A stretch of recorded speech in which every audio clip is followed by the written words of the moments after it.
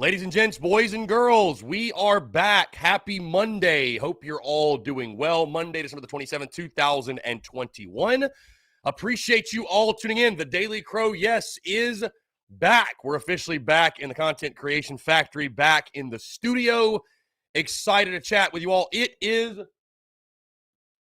game week. It is officially game week. Gamecocks taking on North Carolina this Thursday, December the 30th in Charlotte, North Carolina. We will be there. Yours truly will be in the building. But again, guys, appreciate you all tuning in. Very excited to chat with you all here on the Daily Crow, taking your questions, your comments, your calls. 843-790-3377. That is 843-790-3377. I see Andrew the Textbook, T-Mac. Let's see, Brian Lattimore, Travi, Lindsay, Darius, Brendan M., Justin Langford, John Gibbs, Chris Cox. What's going on? Appreciate you all tuning in. Hope you're all doing well. First things first, hope you all had a fantastic Christmas holiday with you and yours. Hope you had a great Christmas. I know this is a very interesting time of year, folks. I know this is a very interesting time of year because it is the week between Christmas and New Year's. And I remember specifically, very vividly, working in the corporate world, and this being a week that you feel like you're just sort of, I don't know how to put it, in limbo, basically. And it's just a blur, right? It's a blur. If you're in the office, nobody wants to be in the office. Most people have taken this time of year off, which is great. If you're off, appreciate you tuning in. Appreciate you taking the time to chill with me, chill with us. But it's a very interesting, but either way, we're going to make the most of it. I'm very excited again to chat with you. I really, truly missed each and every single one of you while we were on vacation in Orlando, Florida. I do want to say thank you to those who continue to rock and roll the content, everything we do, and while we were gone and away. But again, got a lot to get into. It is, I should say, UNC week, as it is UNC week. For those asking, yes, we had a fantastic time last night at Tin Roof. Probably had too much fun. It was a late night for yours truly, but again, we're up, we're rocking, we're rolling, we're doing the damn thing. So we can appreciate you all tuning in. Appreciate those that came out, by the way. Really, really good stuff at Tin Roof. A lot of friends, a lot of comrades, if you will, that showed up. Showed out at Tin Roof was a really, really good time. Always appreciate those guys, man. Those Tin Roof guys are incredible. Guys, before we really get rocking and rolling, I do want to say about our friends over at Dason and Shalabi Law Firm, because, of course, as always, the Daily Crow is brought to you by our friends at Dason and Shalabi Law Firm. Guys, they're young but experienced and aggressive attorneys. They're both former prosecutors who used to represent insurance companies but switching sides. They both worked at larger law firms where they represented hundreds of clients at a time. And guys, they both left to start their own law firm because they understand you're not just a line item, you're not just a number, you're a real human being, and you should be treated as such. They're a small boutique law firm that treats their clients like family. Guys, they're going to know who you are and treat you like a client and not a number. They handle injury cases that arise from car accidents and work accidents. Guys, do not try to take on the insurance company yourself. Been involved in any type of accident, no matter what it is, the last thing you should be dealing with and worrying about is worried about the paperwork and the insurance company and, dealing with them. Let the experts over at Dason and Shalabi Law Firm handle it for you guys. They use the latest technology to make representation efficient yet effective. Again, guys, let them take care of everything for you. You don't even pay them unless they recover money for you. Rami's in Columbia, Curtis in Charleston. They handle cases statewide. They also offer virtual or in-person consultations at no charge. Guys, give them a call today in Columbia, 803-973-0304, or in their Somerville location, 843-388-3368, or of course your one-stop shop, the website, dsinjurylaw.com. That is dsinjurylaw.com for more information. Again, guys, it's a friend over at Dason and Shalabi Law Firm. Be sure to check them out and tell them that Chris from the Spurs Up Show sent you. Again, guys, taking your questions, your comments, your calls, 843-790-3377. That's 843-790-3377. Very excited to be chatting with you all once again. And by the way, take a good look. Take a good look behind you, right, at the setup, okay? Take a good look behind you because this will be the last day of the setup as you see it. And here's the reason. In case you missed this somehow, some way on social media, I did post it. My little brother came through in the clutch for the birthday, the Christmas, what have you. This piece right here will be going in the background. We finally have us a helmet. Look at this bad boy. This thing is incredible. Shout out my little brother, hooking it up. We finally have us a helmet. Incredible stuff. So again, take a good look at the setup behind you because we will be today altering the setup. So really excited to get this helmet put back. This helmet's awesome. So either way, guys, again, appreciate you all tuning in. Very excited to chat with you all again. I missed you last week. No Daily Crow last week, but again, we're rocking, we're rolling now. Justin just put it on. No, it's so it's got one of these like things built in, right? So I'm not gonna put the helmet on. Not going to put the helmet on. One of these days, yes. But we've got the little mini helmet in the back. No, we're going to upgrade the setup and put the big helmet back there. So, yeah, really excited for that. And again, appreciate my little brother. It's awesome. Alan Anthony, yes, we will be at the game. Yes, we'll be at the game again. Guys, quick reminder. Podcast did drop this morning, episode 563. I talked about that and much more as I broke down here on a Monday, really getting the week kicked off on a high note. Breaking down the game against UNC, full game breakdown, top storylines, key matchups, keys to the game, all that good stuff. But yes, yours truly, we're going to go up there on Wednesday. Going to stay the night, Wednesday night. Going to probably plan on going to the Gamecock Club event in Charlotte that Wednesday afternoon. And then Thursday, here's the game plan. We are not throwing at this point, and I don't think we will. We're not throwing like an official tailgate or anything like that just because due to, again, the logistics of it all with the game being at 11:30 a.m., just really tough to throw a tailgate under those circumstances, man. I mean, it's just who's going to come out to a 6 a.m. start to a tailgate, what have you. But the Charlotte Gamecock Club is really carrying the weight. They've got events going on Wednesday, Thursday, all that good stuff. So, again, Thursday, I know Ink and Ivy in Uptown, if you're familiar with that, Ink and Ivy, a bar there, is opening up at 9 a.m. I'm sure the Dog Pound, which is right next to B of A Stadium. Again, of course, yours truly used to live there, so I'm familiar with the surrounding areas. Probably going to head out there as well. And, hey, if you're tailgating, let me know.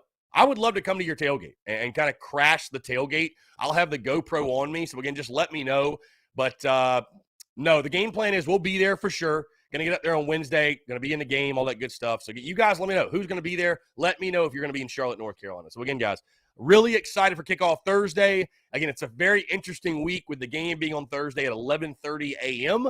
But excited, man, excited. By the way, the NCAA simulation streams, whatever you want to call it, if you will, comes back tonight at 7 o'clock. I will play UNC on Heisman tomorrow night at 7 o'clock. We will simulate the Duke's Mayo Bowl against UNC. So, again, going to be a very fun week of content, everything we're doing. Again, guys, appreciate you all supporting, tuning in, all that good stuff. Like I said, I missed you last week. It was great to hang out with family and kind of just do that whole thing, what have you. But really excited to be getting back after it. Really excited to be back in the content creation factory, back in the studio, if you will, and doing the damn thing. So, again, appreciate you all tuning in. Let's see, just going through these tweets here. The Gamecocks are in Charlotte getting after it for the Duke's Mayo Bowl. Looks like they're kind of doing the whole Duke's Mayo Bowl media availability stuff today, or at least they were at the NASCAR, whatever. The NASCAR today. So, anyways, Michael Samuels, is Zeb Nolan on the game? Yes, Zeb is on the game. Yes, and Zeb will be our quarterback. Yeah, very good question. Brendan Watts says 21-17 Gamecocks. Yeah, so somebody asked earlier my prediction. I will drop my prediction Wednesday. So treat it as normal and such that the game's Thursday. We're treating basically Wednesday as Friday. So, again, tomorrow's show will actually be Alex McGrath. So Alex McGrath going to join me yet again. We're going to talk. I mean, a lot's happened. You think about it, guys. A lot has happened since I've had McGrath on the show. So we're going to talk, Spencer Rattler, recruiting, opt-outs, transfer portal, the game itself. So really excited for tomorrow's show to be Alex McGrath. He'll join me yet again. And, of course, we'll have him on next week to recap and break down the game as well. But, again, guys, really excited again to chat with you all. We just had Christmas. Hope you had a very Merry Christmas. We got New Year's upcoming on, Saturday is New Year's Day. Of course, New Year's Eve being on Friday. We got game on Thursday. It's wild. We got a crazy week for you here on the last week, by the way, of 2021. Isn't that wild? 2021 just flew by. Again, Tyler Winchester, Final score prediction, I will have that for you on Wednesday. Also, guys, in the Big Cock Club, if you're in the Big Cock Club, head over to the Big Cock Club Discord and leave your questions in the TDC Questions channel to be sure that your questions are answered. By the way, guys, again, thank you all so much. Thank you all so much for the support in regards to the merchandise, excuse me. The support for the merchandise, it's been incredible. The Beamer Rattler merch, the QB1 merch, all that stuff is flying off the shelves. So again, folks, thank you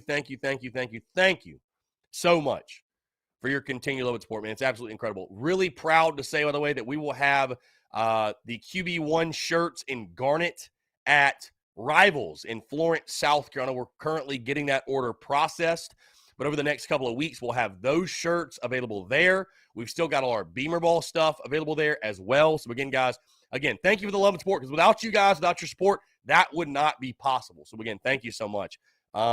Let's see. The TDC Questions channel, the Big Cock Club Discord, Brendan M says, 25 hours until the first bowl trip rehearsal. Brendan, safe travels to you. Again, I'll see you up in Charlotte. Going to be a really, really good time. Sean O'Brien, what's going on? Chris Cox, latest players out of the bowl. Not sure. Beamer said that apparently 3 guys are suspended, and they're not starters, though. So I guess that makes it better. I don't know. In-house suspension, he said. Who knows what it's for, whether it's missing class or smoking weed. I mean, I don't know. I have no idea. So, but 3 guys are suspended. So how will that affect the Gamecocks? I have no idea. Michael Samuels, just saw your order come through, my friend. Appreciate you. Thank you. I think John Kruger says, can't wait to get the Beamer Ball shirt. Yes, sir. It's fire. The merch is fire. We'll tell you that. The merch is fire.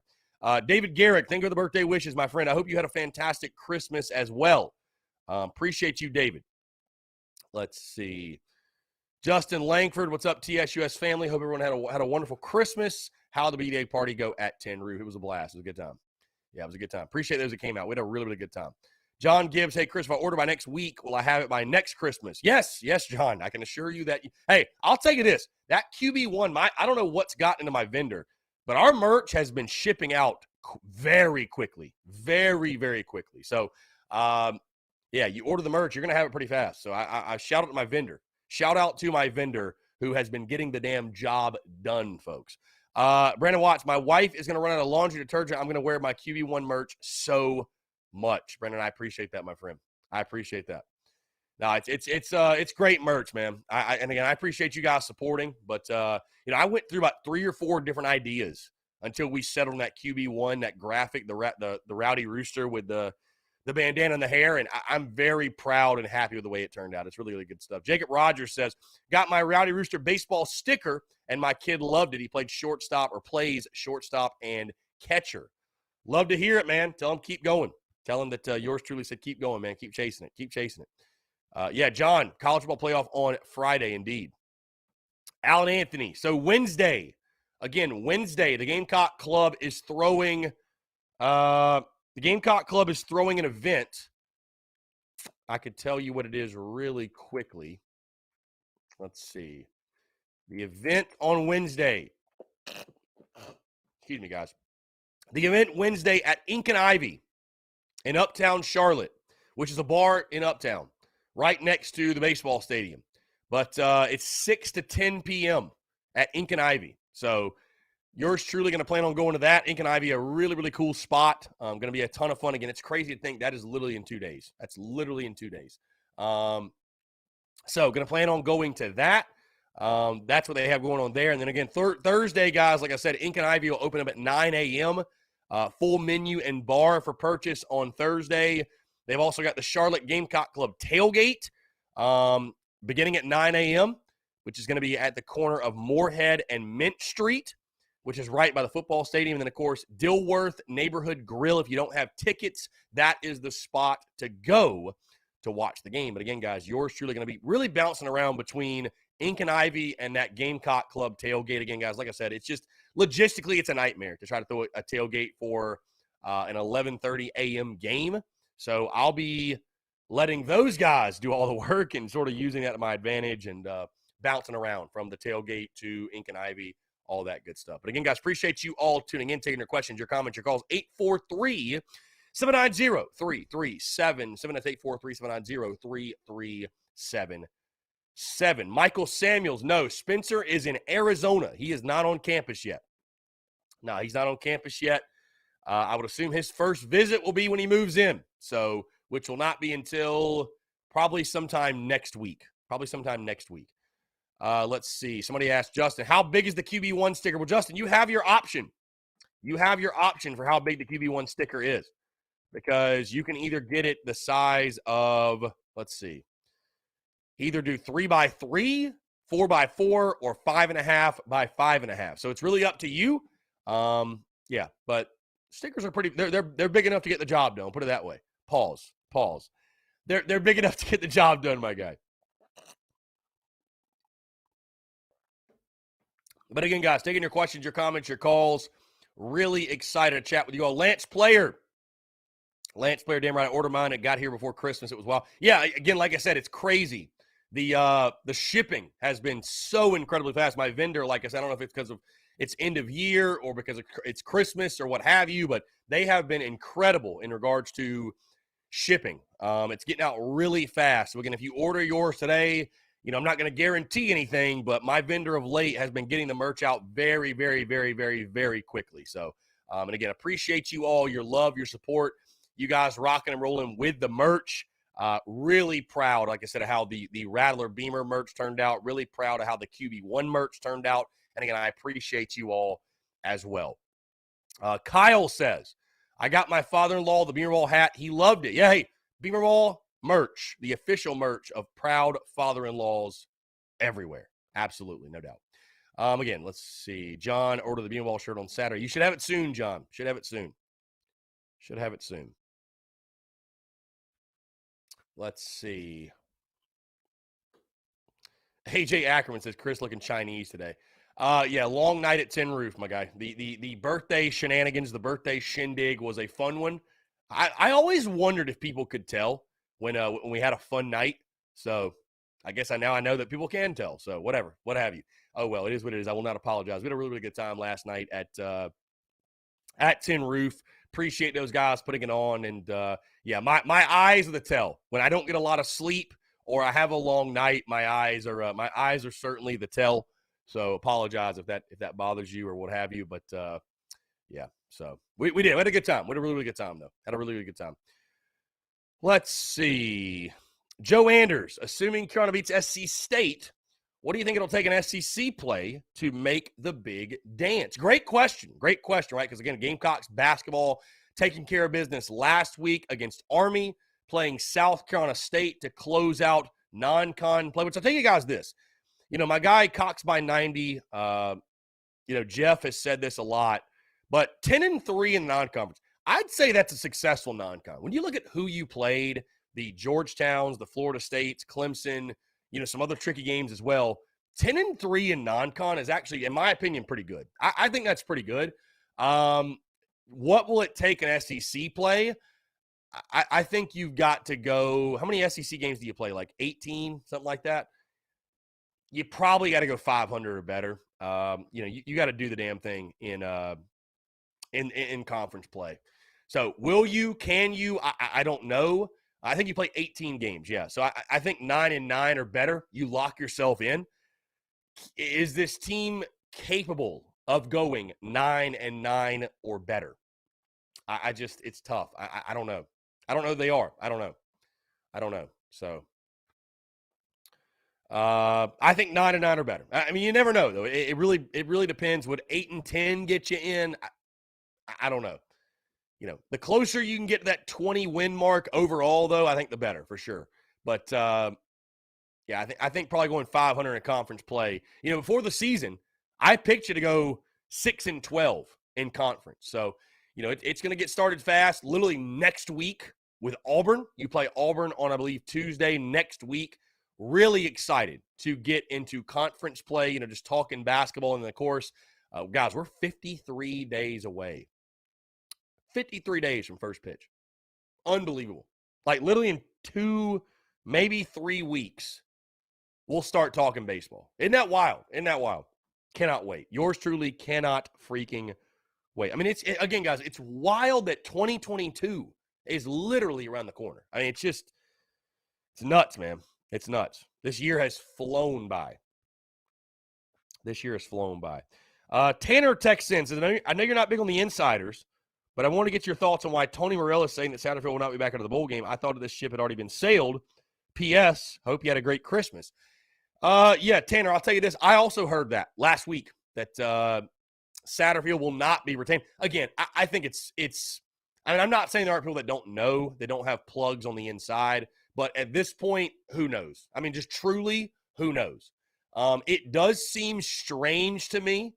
It does seem strange that Satterfield would not be back after the comments he made about Spencer Rattler. That to me would be surprising. But, you know, are they just putting on a face? Is he just saying something until his contract is done? I don't know. I don't know. So, you know, we'll have to just wait and see. But, you know, it's just all at this point hearsay, man. It's he said, she said. Who knows what's going to happen? Who knows? John Gibbs says, who were the main guys out against Clemson the other night? Really chaps my ass that it was the game we had people out. The big ones you had out, Wilden Zavek, Devin Carter, A.J. Wilson, Kusnar was playing hurt. Who else was out? I forget the others. Oh, Josh Gray was out. So you had a good chunk of your roster missing for that game. So Brian Dean, appreciate you. You had a very Merry Christmas. Yeah, thank you. Hope you had a Merry Christmas as well, Brian. Yeah, it was incredible. It was an awesome time. Thank you guys so much again. Everybody, by the way, for the birthday wishes. Thank you for the birthday wishes. In case you missed it, yours truly, my birthday is on Christmas Day. But thank you. Yeah, thank you for the Christmas wishes, the birthday wishes, everything else in between. We had a very, very, very Merry Christmas, guys. Thank you all so much. Again, guys, we're taking your questions, your comments, your calls, 843-790-3377. Feels so good to be back. Appreciate you all tuning in. Really, like I said, I missed you last week. It was interesting not having the Daily Crow all week long. You know, I'm someone that, you know, going on vacation, I do believe in detaching and giving the brain a rest. But I really believe when you love what you do, you know, you don't need a vacation. You don't really need time off. So it's, you know, it's a blessing to be able to come back into town and come back and do something you love to do and you are passionate about. And that's how I feel about this, man. Doing the Daily Crow, it's incredible, man. So again, I appreciate you all. I appreciate the love. We might actually, I didn't mention this today on the podcast, which dropped this morning. We might have a special, and I think we probably will have a special New Year's Day podcast. Because, you know, normally I like to drop on the podcast, you know, top 5 things or the best moments of the year that was. I like to talk about top 5 things I'm looking forward to in the new year, a lot of New Year's Day content, if you will. So just stay tuned for that. Might have some special podcasts for you over the weekend as well. Again, content bleeding out the eyeballs for sure. Brian Dean says, ready for Thursday? We're leaving at 6 a.m. See, Brian, I thought about that, but can't do it.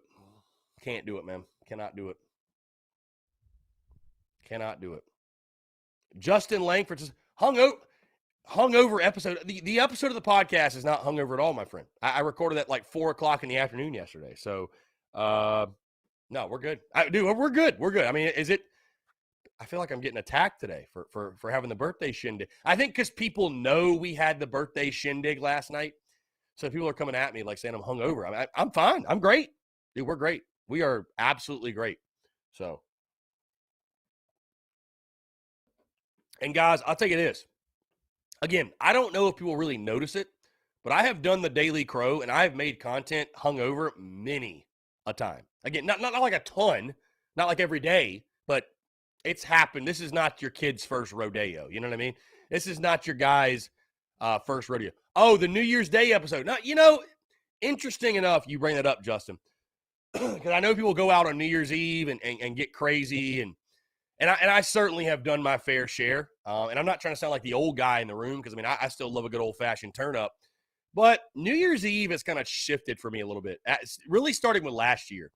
New Year's Eve is such a house party type thing. Anyways, I kind of like, it's fun to sit down on New Year's Eve and really just crunch numbers from the year that was for the podcast and for the business. It's a lot of fun because, again, we don't take a lot of time to, reflect on, to reflect a ton, because, again, I really believe in staying present moment and, being in the moment, making content, all that good stuff.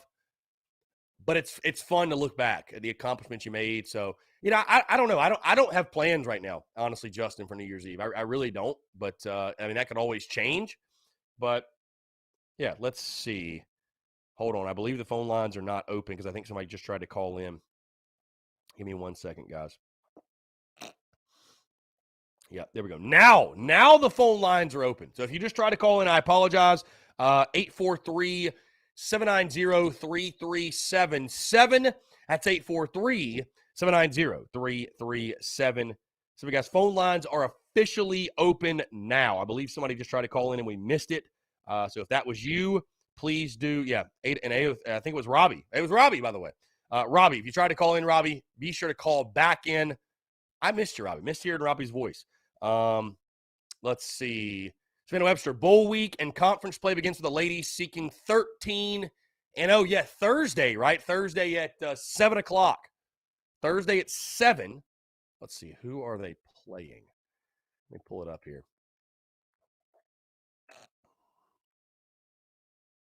Let's see. Yeah, Robbie, if you want to call back in, my friend, I think you just left a voicemail. If you do want to call back in, you're more than welcome, my guy. 843-790-3377. So, okay, at Missouri, which has always been a very interesting game because we hate Mizzou, basically. Let me ask you this. Do we still hate Mizzou in women's basketball? Do we still hate them? I don't know that we do. Tanner Land, ready for the simulation tonight. Yeah, those are always a good time, man. So I think tonight, excuse me, tonight we will play UNC on Heisman. We'll do that. And then tomorrow will be the actual simulation. But either way, the NCAA content, the NCAA streams are back. They are back. So let's see. Brian Dean, Chris, do you think a 5-7 team should be allowed to go to a bowl game? Well, did that really happen outside of like Rutgers filling the slot for a team that couldn't play? Call from Robbie Davis. Here we go. AKA Herb Street. Let's go. To accept. Robbie, what's going on, my friend? How are you? I'm great. You don't. By the way, you don't look hungover. You just look tired. By the way. Good to know. I appreciate that. Thank you.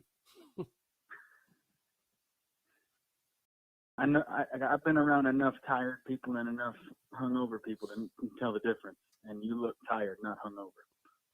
I feel great, and that's really all that matters. I feel great. Yeah, and I'm glad you survived your vacation / birthday trip. That was good. Yeah, no, it was a blast, man. It was anybody that has family, which is all of us, understands it's hard to get everyone together all at once. So when you can, it's it's really cool. So yeah, having the family all together and having that experience with them, it was a ton of fun. So yeah, we had a blast, my man. We had a blast for sure. Hope your Christmas was well also. Dude, I got a puzzle that is in a frame. A puzzle in a frame? It is yes, my boss from Zaxby's that I told you about the whole Hall of Fame thing. The boss that hired me to work at that Zaxby's gave me a puzzle of Williams-Brice, put it together, framed it, and gave it to me. Love to see that. Love to see that, my man. Yeah, that's awesome, dude. That sounds like a hell of a gift.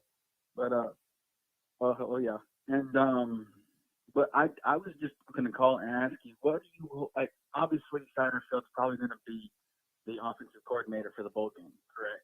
Oh, 100% he will. Yeah, I mean it's Monday a game week. I don't think I don't think they're making a change. 72 hours from kickoff. I don't think that's happening. Right. Well, my question to you is this. Obviously, our offense was not great this year. If I had to say which side of the ball we did great on, and I was not expecting it, was the defensive side of the ball. Outside of the A&M game, like I said before, our defense this year did better than I or probably anyone else was expecting. And I was just wondering, what's one of the things that I'm personally, I want to see us move the ball on North Carolina. I want to see us push them out of the way and show that, hey, we're the real Carolina when it comes to the Carolinas around here. Yeah, I mean, North Carolina's a team, man, that we talked about, not to cut you off, but we talked about they give up 32 points per game. So, you know, I know you've had opt-outs, and I get that you haven't been great offensively all year, but I mean, the number, something's got to give. Something's got to give, right? They're terrible defensively. You've been bad offensively. Like, you know, what's going to give in this game? You should be able to move the ball to some degree. Right. And I think, like I told you before, I think I told you this before the season, I believe, the way our team has been built the last several years, if we're not able to run the football, we're not going to probably be able to move it at all.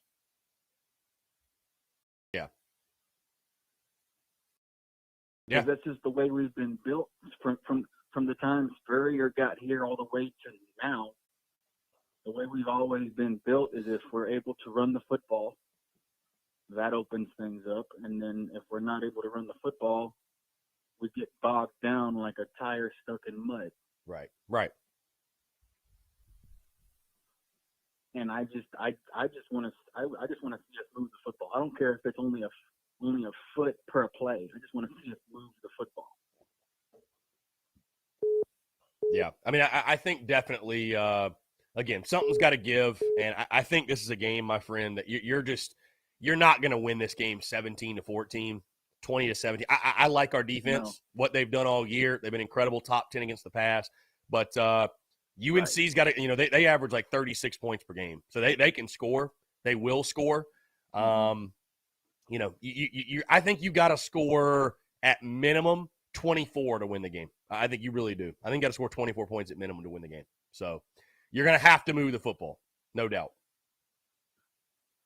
And like I said during the Clemson week, if you don't want the opposing team to score, try to keep their offense off the field. Because the longer their defense is on the field, the more tired they'll be. The next time they have to go out on the field, they won't have time to recuperate. They'll be too tired to deal with anything, and then you go for the kill shot. Personally, that's what I would do. Yeah. No, for sure. But I agree. Yeah. All right, man. I hope you have a great week, and I'm glad you made it back home safe. I appreciate it, Robbie. Thank you so much, man. Go Gamecocks. Go Cox. Always great to hear from you. Let's see. We're going to jump to another call here. Hey, Chris. Let's see. What's going on, my friend? You're on the air. What's up? Hey, Chris. I was thinking maybe we should use Juju a little more, do a little more sweeps, a little more tosses, wear the defensive line out. I mean, that's with his speed, I think we could use him. Yeah, I like that. I like that idea. I like that idea for sure. Yeah. So now get him more involved. It sounded like all right. Well, there you go. That was the comment. Appreciate you calling in, my friend. No, I agree. Get Juju more involved. You know, it's crazy. I don't know if he got in the doghouse, you know, because of the suspension, whatever. I don't know if he got in the doghouse and that kind of threw him off, but we have not seen a lot of Juju McDowell since that. So, you know, again, it's sounding like Marshawn Lloyd was not in pads apparently, which what does it mean? I don't know. Let's see. Yeah, Marshawn Lloyd here, but not in pads, doing light work outside of the regular group. So Will he play? I don't know. But, yeah, Juju McDowell is a guy that needs to touch the football. He's explosive. He was explosive all year long. Get him involved in some type of way. Another bowl game cancellation, by the way. Wednesday's game between Illinois and Florida A&M has been canceled due to issues related to COVID-19 within the Illinois program. I mean, again, nobody tunes in to hear me talk about COVID and vaccines and any of that, right? And I don't want to talk about it. It's crazy, though. I mean, it's crazy how these games are just one by one by one. Feels like getting canceled. So you just hope and pray and keep your fingers crossed that it will not affect South Carolina or North Carolina. So, yeah, you hope it won't affect. That would be brutal. That would be brutal. Let's see.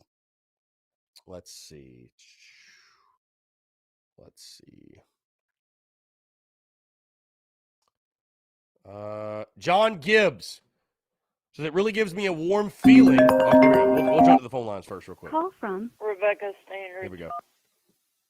Rebecca, how's it going? Appreciate you calling in. What's going on?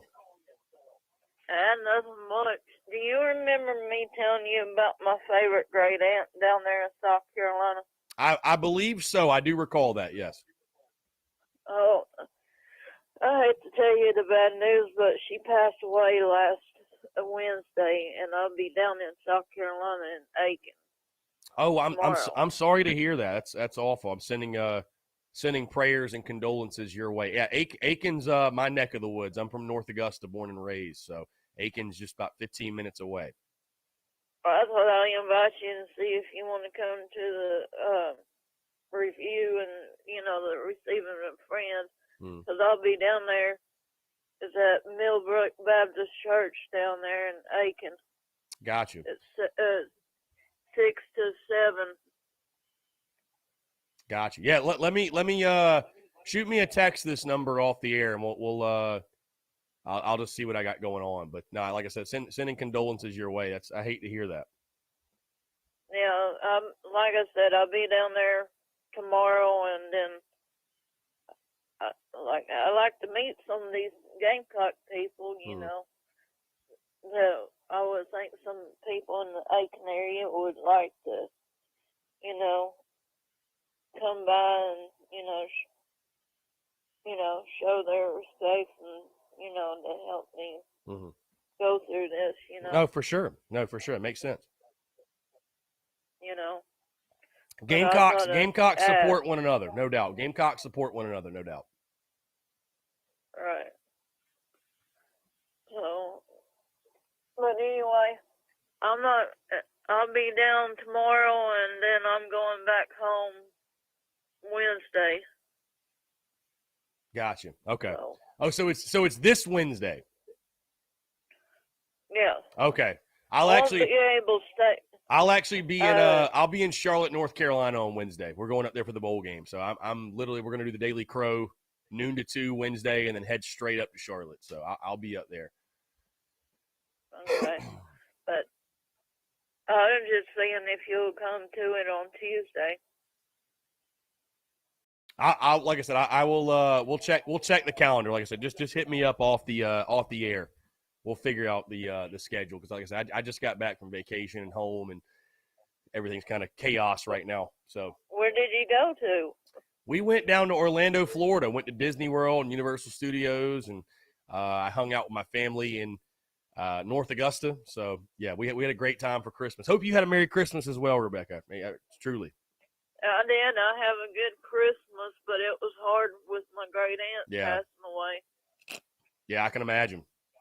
Well, at least she's up there in heaven with my great uncle that I told you about that had brain cancer. Yeah. In a better place. But I thought I'd just ask, No, for sure. No, I appreciate you. Appreciate you as always calling in and letting us know everything's going. And like I said, we're all praying for you and sending our best. Right. But I am, like I said, I'll be in Aiken tomorrow. I gotta leave out by 7 o'clock in the morning and then go from there. Mm-hmm. Gotcha. Well, wishing you safe travels, and like I said, we're all praying for you and sending condolences and everything else. But yeah, like I said, it's always a pleasure to hear from you. I appreciate y'all being supportive Mm-hmm. and everything and all. Yeah, absolutely.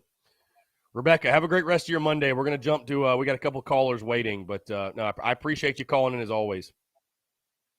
All right. I appreciate it. Yeah, you take care. Thank you so much. Great stuff. 843-790-3377. Brian Dean says, watching you on my 65-inch TV.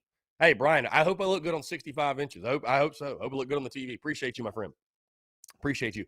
Let's see here. Somebody commented. Chandler Butler. Chris is smacked. I am not smacked right now. I'm not smacked right now. Again, we had a fun night last night. I'm totally fine. It's funny. I've seen this start to come up. I've literally seen people like comment about, I don't know. I think you reach a certain point where people want to create narratives and rumors and all that. I've seen people saying like Chris does cocaine, like literally. Like I know that sounds crazy, and that's very heavy talk for 12:41 on a Monday. But people say that, oh, Chris does cocaine. That's why he's so pumped up and so passionate and this, that. It's like, bro, I've never done that in my entire life. And listen, I do whatever I want to do. So if I was smacked right now, I'd just tell you. No, we just had a late night last night, and that's it. I mean, I don't know. I can't believe this is like the first day, though, that this is like these comments are coming up. I don't know. Weird. Justin. All right, let's jump to the phone lines. To accept, press. Justin, what's going on, my friend? How are you? Not much. How you doing, Chris? I'm doing well, man. Appreciate you calling in. How was your Christmas, by the way? It was good. Hey, Chris, I got some good stuff for Christmas. Yeah? What'd you get? Yeah, I got me Gamecock shoes and Gamecock gym shorts. Yeah, nice. So, very good. Love to hear that. Yeah. By the way, I know you're I feel like you're a Spider-Man fan. Have you seen the new movie yet? Yes, I have. I haven't seen it. Is it good? I feel like it was very good because it did record numbers at the box office. Yeah, and Chris, I saw it. It was pretty good. I enjoyed it. Yeah, that's good. Yeah, I got to get out there and see that eventually. Maybe, I don't know, maybe tonight. Who knows? Yeah, I'm not a huge, like, movie theater goer, but that Spider-Man movie looks pretty cool, so. Oh, yeah. Hey, Chris, I hope they make another one in the next 2 years, part 4. Right. Yeah, I mean, sounds like they will. I don't know. Oh, yeah. Hey, Chris, you know who I want to see in Spider-Man 4? Who? Miles Morales. Yeah? Yeah, the kid who plays Spider-Man. I want to see that kid called Kid Ratman. Yeah. Dude, yeah, why not? I think he did a great job, so why not? Oh, yeah. Hey, Chris, before I go, man, hey, Chris, we thought about these bowl games being canceled. It sucks. I mean, there's just no other way to put it. Just sucks. Just sucks. You hate to see it. Lot of guys that, have busted their asses all year to play in a bowl game and, have one more time to put the pads on and do it, and they're not getting that opportunity. So yeah, it sucks. Sucks. I don't know what else you can say. Nobody likes to see it. I don't think nobody likes to see it. So, but what can you do? I mean, there's nothing you can really do. So. Oh yeah, hey Chris, I was kind of disappointed too, man, because I picked the teams to go to the bowl game, but now my pick is kind of wooden, Yeah, no, yeah, for sure. No, it's like I said, I just hate seeing the opt-outs, man. I hate seeing the opt-outs. It's sucks for all parties involved, man. Sucks for all parties involved. Yeah, I know, Chris. Hey, Chris, hopefully our bowl game won't be canceled, because I want Yeah, that to happen, that's yeah. I don't even want to speak that into existence. You know what I mean? Like I just can't even imagine. So Beamer said they're going to test the unvaccinated players tomorrow, which I don't think there'll be many. I think most of the team is vaccinated. They're going to test them tomorrow. Then you just keep your fingers crossed and and hope and pray that nothing comes up, nothing rears its ugly head. So, I know. Hey, yeah. Chris, Hey, Chris, I just said I get my hair, man, because I want that W as bad as you do, huh? Oh yeah, dude. Yeah, I mean, it would be incredible to finish the season 7-6. And again, when Steve Spurrier was here, he talked about, the significance of winning a bowl game. And I know it's, again, you're not playing for a championship and all that, but when you can win your last game, it does wonders for your program. Again, if South Carolina beats North Carolina, are we destined to win a national title next year? No, but it just makes everything in the offseason better. Spring practice, workouts, fall camp. Everybody's in a better mood, right? Everybody's in a better mood when you win your last game. So, yeah, if the Gamecocks can do that, if we can beat UNC, it would do wonders for just momentum. It's just positive momentum. So, and of course, when you're playing North Carolina, that's a rivalry game, right? That's somewhat of a rivalry. So to beat them would be awesome for sure. Oh yeah, hey, Chris, I agree, man. And if we beat North Carolina, man, this against the top crews in the world, Mm-hmm. Yeah, for sure. Now, again, it's just more ways to sell your program. And again, when you can beat a UNC, Charlotte's such an important recruiting territory. The state of North Carolina, I mean, some of the greatest Gamecocks to ever wear the jersey have played or come from, I should say, hail from the state of North Carolina. So the more you can beat them and get ahead of them, if you will, and overtake them as a program, it's a big deal. It's a big deal. Oh, yeah. Yeah, Chris. Chris, hopefully keep that W Thursday, man. Go Gamecocks, man. Yeah, go Gamecocks, man. I appreciate you. Yeah, have a good day, Chris. Yeah. Hope you get some Spider-Man tonight. Yeah, no, for sure, man. I appreciate you, Justin. You take care, my friend, all right? You too. Good stuff. 843-790-3377. It warms my heart, by the way, hearing from you all. I missed all of you, sincerely, last week when we were on vacation and in Florida, all that good stuff, and, what have you, doing the daily, or not doing the Daily Crow, I should say. Yeah, really appreciate you all. Really appreciate you all, and it's great to hear from you all yet again. Hope you all had a fantastic, very Merry Christmas, and it sounds like you all did, and I'm happy to hear that. So again, guys, 843-790-3377. That's 843-790-3377. We're going to jump into a quick break, our first break of the day. Again, guys, I want to continue to hear from you. Podcast drop this morning, episode 563, full UNC preview. I know that's different for a Monday. I understand that's different, but hey, when your game's on Thursday, you got to cram it into 3 days. So today's show, full preview. Tomorrow, we'll talk to Alex McGrath. And then Wednesday, I will lock in my official prediction for the game on Thursday, the Duke's Mayo Bowl. Pass me the Mayo as the Gamecocks take on UNC. But again, folks, want to continue to hear from you, your questions, your comments, your calls, all that and more. On the other side of the break, you're tuned in to the Daily Crow.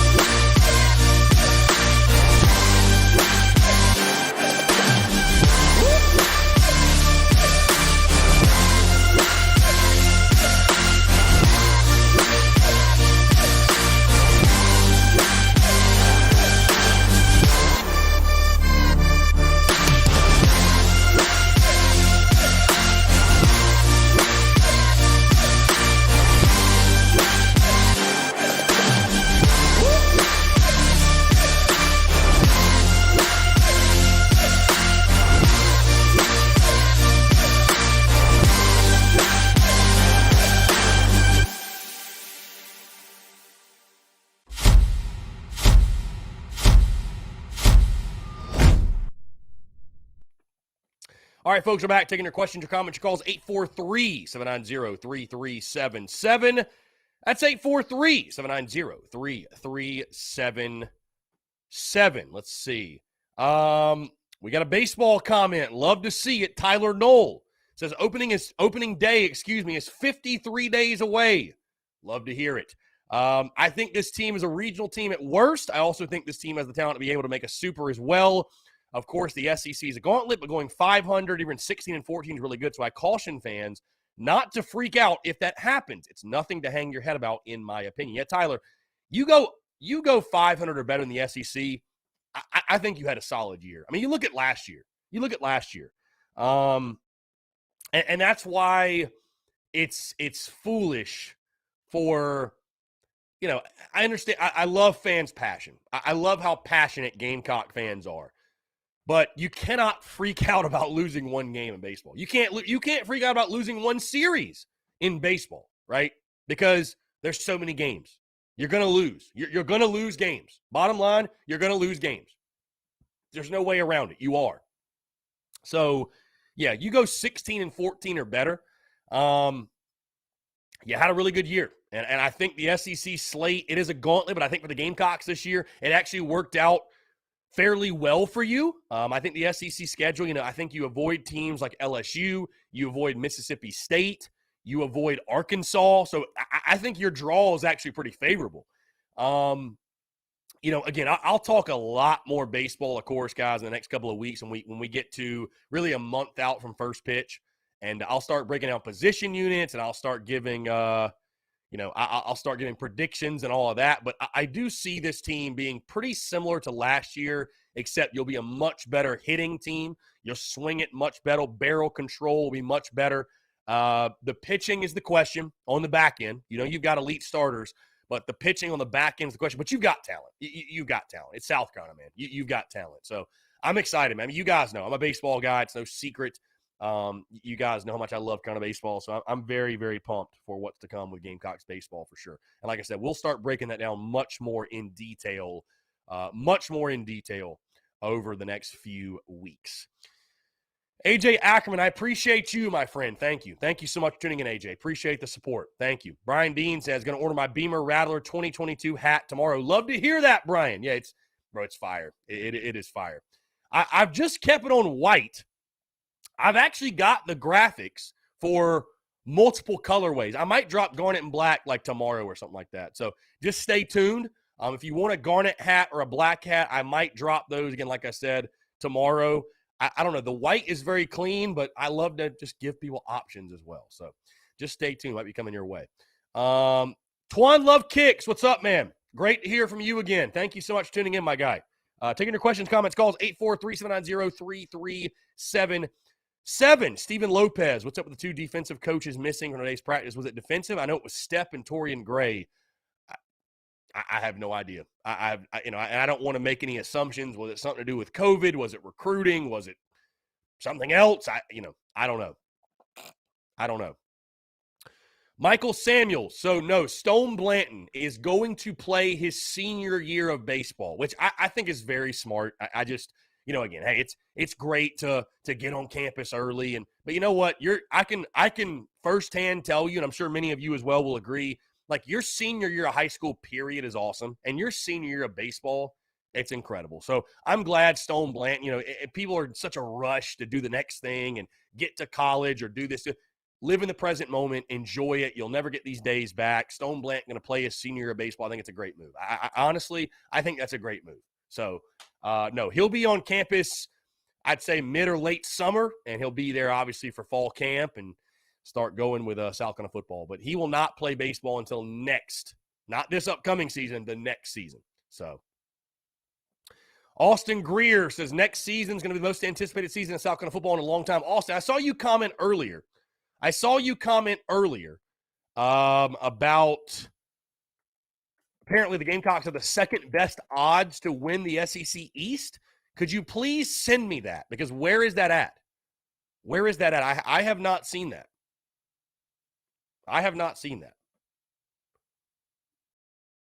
Let's see. Okay, hey, by the way, tis tradition for us all.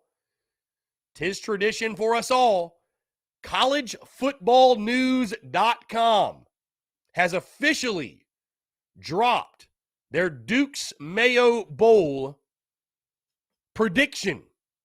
So, we got everybody in here. Everybody in here, right? You guys want to hear it? We've just hit 1 o'clock. I'm going to post this in the Big Cock Club Discord as well. So let's get into this without further ado. You guys know I love these. First thing, I'll answer this question. Sean O'Brien, Chris, which Carolina baseball uniform is your favorite? I mean, it's got to be the pins, right? It's got to be the pinstripes. I personally, I know Phil not hates me, but he hates these uniforms. He disagrees on my opinion, I'll put it that way. Love the Yankee grays. I'll tell you this. Excuse me. I'll tell you this. The most underrated uniform we wear is the black tops. Black tops with garnet. Those are fire. Fire. I don't know why we don't wear them more often. I mean, honestly, the black tops, incredible. Incredible uniforms. Incredible. But, I mean, it's hard to go against Friday night pins.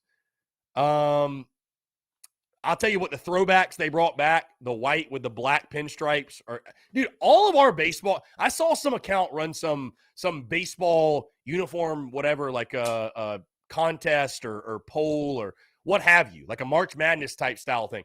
And the South Carolina uniforms weren't even listed. That's criminal, bro. That's criminal. The Gamecocks have got some of the best baseball unis in all college baseball. That's not an opinion. It's a fact. It's a fact. Maybe not the best. I mean, UNC's got great unis. Ole Miss has great unis. But South Carolina's baseball uniforms, top to bottom, are awesome. They're awesome. There's no other way to put it. They're awesome. They're awesome. So, yeah. Austin Greer, Barstool guy who posted it. Okay, gotcha. Let's see. Darrell Wall Jr., Chris, when will the QB1 Rattler hoodies be at Rivals?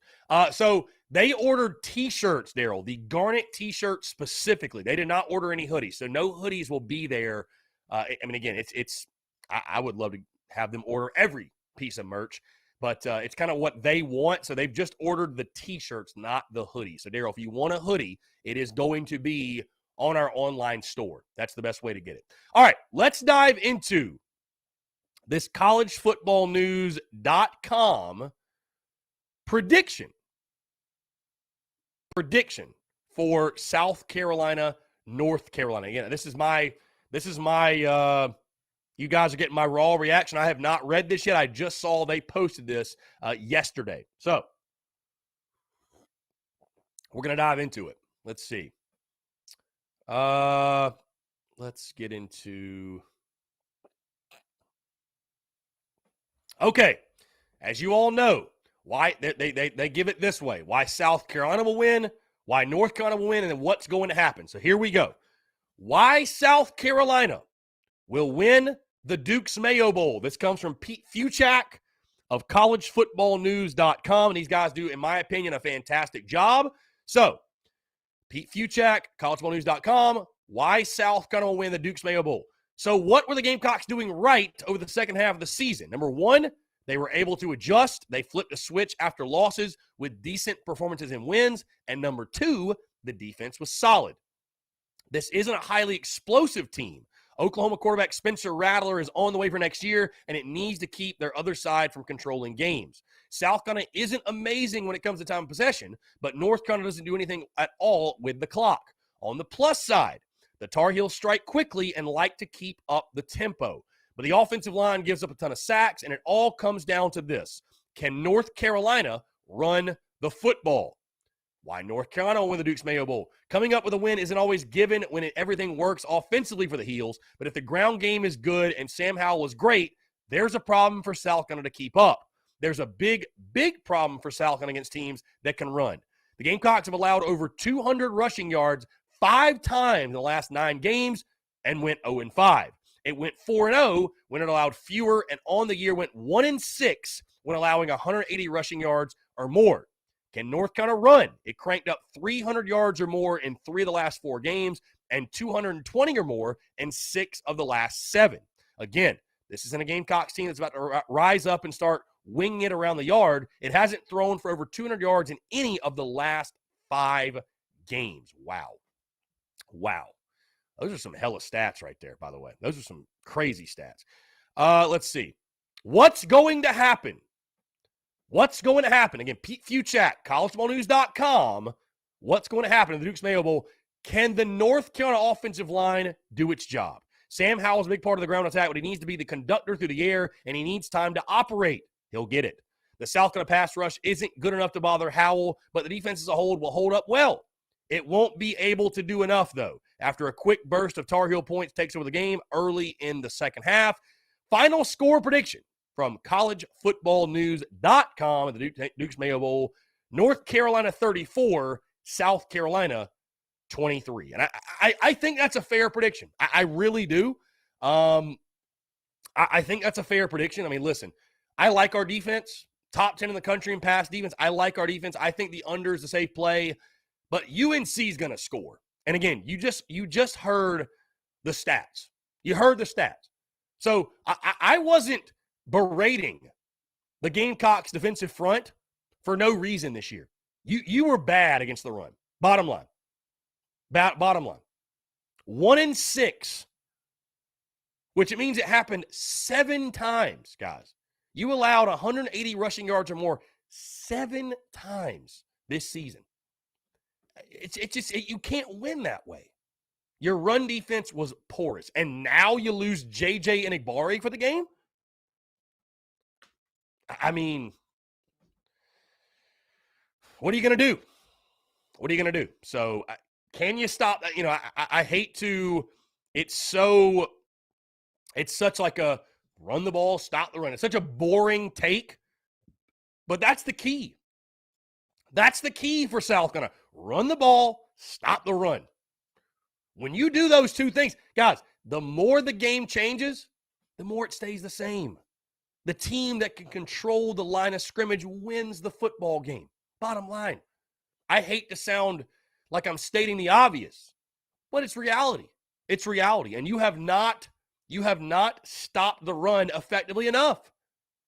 That's it. So, and UNC can damn sure run the football. No doubt. No doubt. Let's see. Hunter Hurlong, Chris, hope to be rocking the Garnet Rattler shirt Thursday. My dresser's running out of room with TSUS merch. Appreciate what you do. I drive a truck for a living and look forward to plugging the aux in and listening to you talk Gamecock football each day. Hunter, appreciate you. By the way, I'm emailing you right after this. So my apologies for not getting back to you, my guy. Dalton. Here we go. Dalton, what's up, man? How are you? How's it going, man? Yeah, I'm good, man. On Chilling. This nice Monday. Yeah, dude. How about the weather, by the way? Monday. Yeah, how about the weather, by the way? It's incredible. It's weird. It's weird. I like it colder, but you know, I guess it's because I grew up here and it's always warm all the time. So you know, in the winter, I prefer that it be a little bit chillier outside. But yeah, you know, it feels like baseball season, like literally. It does, yeah. Sure does. Yeah. If we get a day like this on Thursday, it'll definitely be good. But we get a day like this on Thursday, I'm know. definitely going to bring out the tank top and the bandana. That's for sure. Yeah, have to. I mean, I wanted to sort of talk about something today. I wanted to talk about the COVID policy. I don't know if you want to delve into that topic, get a little bit political here. I don't, want to make you delve into territory you don't want to delve into, but, as someone who studies this, for my education, I'm in graduate school right now for public policy and administration. The SECs and all of these conferences, COVID policy just doesn't make any sense to me. There's no reason why these bowl games have to be canceled, but they are. And I mean, I don't know. It just sucks is what it is.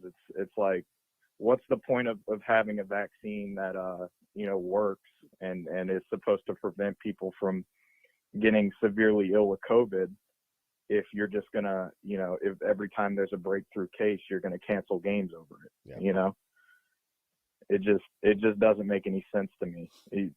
You know, if you don't want to give any input on that, then that's fine. But well, I mean, I'll tell you this, Dalton, you know, because again, you like you said, you're studying it, and you're very well versed on the topic, and your opinions, I would say, are much more articulated or much more highly researched or more credible than someone like me. Like I'm a sports guy. I'll tell you that right now. I stay in my lane. I don't want to add to because there are so many uneducated people and people that are just having an opinion just to have one instead of having a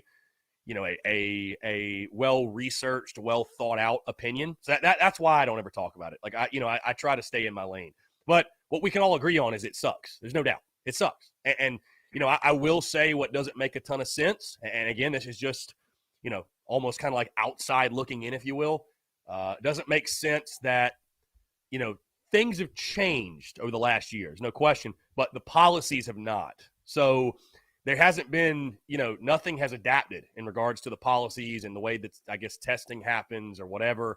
So it's just frustrating. I mean, we all want to see games happen. And when they get canceled due to COVID, it's just something like you feel like it's never really going to go away. The flu doesn't go away. Getting a cold doesn't go away. I mean, so this isn't going to go away. You know what I mean? Like at some point, the whole thing with the Omicron, the Omicron variant, which is the main one that they're sort of like freaking out about in all of these, sports, organizations. The NHL canceled all games for today. The NFL has tons of players out for COVID, testing positive for COVID. That all these teams are opting out or pulling out of bowl games. And all the research that we have on this shows that if you are vaccinated against COVID, then Omicron is basically similar to like the common cold. Most people don't even have any symptoms if they're vaccinated. So it just doesn't make any sense to me why, if you're symptomatic, don't play in the game. If you have symptoms, you feel sick, whatever, don't play in the game. But just because you have you test positive for this thing doesn't mean that you can't play if you're vaccinated. Right. It's just frustrating that, these leagues and these conferences are doing it like this. I know the opt-outs, like that's a completely different subject. That's like a little bit less political than the COVID stuff. But it just seems like, at this point, the only games that the NCAA are really going to try and make sure happen are the playoff games, like that. Those are the only games that because there's so much money tied up in them. Yeah. So much money tied up. Right. Those are the only ones they care about. And, I understand it to an extent, but it just feels like bowl season is getting ruined. I like to talk about a lot how like bowl games back, 10 years ago used to be literally the pinnacle of our season. We were never playing for like a title or anything, which is fine with me. I'd like to play for a title one day, but if I'm a fan of the Gamecocks, it's not like they have to be in contention for a national championship every single year. So, I mean, our bowl game was, it was like the final game in the season, the nail in the season, so to speak, and you wanted to win it, and it was big. Now it just seems like with everything going on, bowl season is just getting ruined, and there just seems to be no point in playing any other bowl games other than the playoff games at this point. Yeah. I mean, I think a lot of that, I think we talked about this at 10 Roof or whatever, but a lot of that, I think the media is to blame for, now it's just the playoff is what's hyped, who's in. And so that's, why bowl games have sort of lost their luster. Like, the Orange Bowl and the Chick-fil-A Peach Bowl and the Fiesta Bowl, those games used to really mean a lot. And now it's, doesn't feel like they do. So they've just made it all about the playoff. You know what I mean? That's all that matters. And that's not the case. Winning your last game is still really, really important. You know what I mean? Like it is. Having that momentum is still really important. And, again, we talked about this, 2 weeks ago about, to your point, it used to mean a lot to add to your school's trophy case. You know, that they take pride in that. I mean, guys that won the Outback Bowl in 2000 or 2001, 2002, that won those Outback Bowls, we still talk about that, right? If we'd have lost those bowl games, I mean, how many bowl games did we talk about that we lost? None. We don't talk about any of them. But the games we won, hey, we've only won. Well, we lose most of them. Right. We're 9-14 in bowl games, but the 9 we won, we talk about them. We talk about them very much. I mean, some of the Gamecocks fans' best memories of Carolina football. Hey, the hit against Michigan. I mean, it's probably the most played clip of all time of Carolina football came in a bowl game. So, you know, we are in a society where, and again, I've told you this before too. I told you off the record that, you know, when you do what I do, you make content, you kind of have to pick and choose the topics or the ledges you want to die on, right? Like you do. Because I just think, you know, if you try to die on every ledge, it's going to be exhausting and it's not going to be productive. And so for me, like, do I like guys opting out of bowl games? No, I don't. I don't like it. But I'm not going to die on the ledge of attacking J.J. Nigbare or attacking Jason Brown or Zaquandre White because they don't want to play in the bowl game. But it is a shame because it used to mean a lot. I've never been the type. Yeah. You know, I've never been the type to, you know, get in a player's Twitter DMs because they opted out of a bowl game or didn't play. Like, I think that's petty stuff. Right. We shouldn't be doing that as a fan base. Yeah. You know, last year was a little bit different. You know, all those players that, you know, who was that player that, like, called out, said that, like, we were the worst fans ever. Yeah, Javon Kinlaw. Like that on Twitter. Javon Kinlaw, on my soul, Gamecock fans are the worst, yeah. Yeah, I mean, like, stuff like that is petty. It's petty when players do it. It's petty when fans do it. So I don't do it, you know. If J.J. Enigbare wants to, you know, opt out of the bowl game and get ready for the NFL, I wish him the best.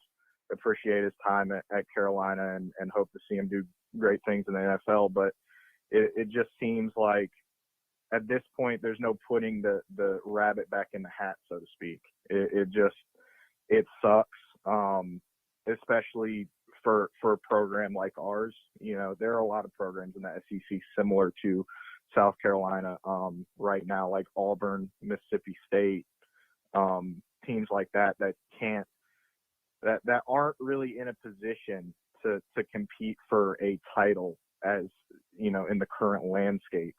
And it just seems like you're taking away the crowning jewel of those fan seasons because, you know, you want to make it all about the playoffs, or, you know, the players don't care about it. And so, you know, once we get a couple cases of COVID, we're going to opt out of it, you know, like, right.